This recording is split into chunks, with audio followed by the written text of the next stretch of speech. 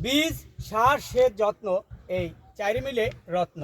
এই চাইরের সমাহার ঘটিয়েছেন উজিরপুর উপজেলার পশ্চিম কালবিলার জনাব লালা বড়ইদা। আমরা এখন লালা বড়ইদার চিচিঙ্গার ক্ষেতে আছি। আপনারা দেখতে পাচ্ছেন এখানে এই চিচিঙ্গার ক্ষেতটি পরিদর্শনে এই এলাকার কিষানি ভাই বোনেরা সমবেত হয়েছে। আপনারা দেখতে পাচ্ছেন এই চিচিঙ্গার ক্ষেতের ভিতরে একটি লাল হলুদ কাঠ। এই হলুদ কাঠটির ভিতরে ব্র্যাকের কিউট্যাক জেল দেওয়া আছে। এই জেলে পুরুষ পোকার গন্ধ দেয়া, তাই সকল পোকা এই পুরুষ পোকার গন্ধে আকৃষ্ট হয়ে দেখেন এই হলুদ কাঠটির ভিতরে কিভাবে ওরা আইসা জড়ো হয়েছে, এখানে আটকে গেছে। অর্থাৎ পাশেই আমাদের এই যে চিচিঙ্গা আছে, এই চিচিঙ্গার উপরে আর ওরা বসতেছে না এবং চিচিঙ্গাকে তারা হুল ফুটাইতে পারতেছে না।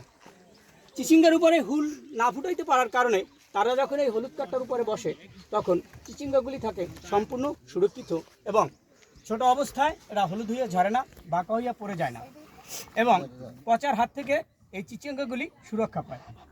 আলাদা আপনি এই যে কাঠটি এখানে লাগাইছেন, এই কাঠের ভিতরে এগুলো কি পোকা? ফলের মাছি পোকা। এই ফলের মাছি পোকা আপনার ফলের কি ক্ষতি করতো? ওই সিদ্ধ করতো, পচে যেত। সিদ্ধ করলে পচে যেত। এখন তারা ফলে না বসে কোথায় বসে?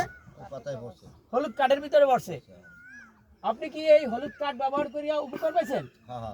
আপনারা কি দেখতে পাচ্ছেন সবাই? হলুদ কাঠের ভিতরে কি পোকা লাগছে? ফল ছিদ্রকারী পোকা লাগছে।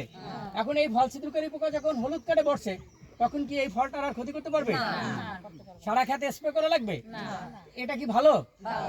এটা কি ব্র্যাকের হলুদ কাঠ? আপনারা কি সবাই ব্র্যাকের এই হলুদ কাঠ ব্যবহার করবেন? ধন্যবাদ সবাইকে। আপনারা দেখলেন যে ব্র্যাকের হলুদ কাঠের ব্যবহারের উপকারিতা কি।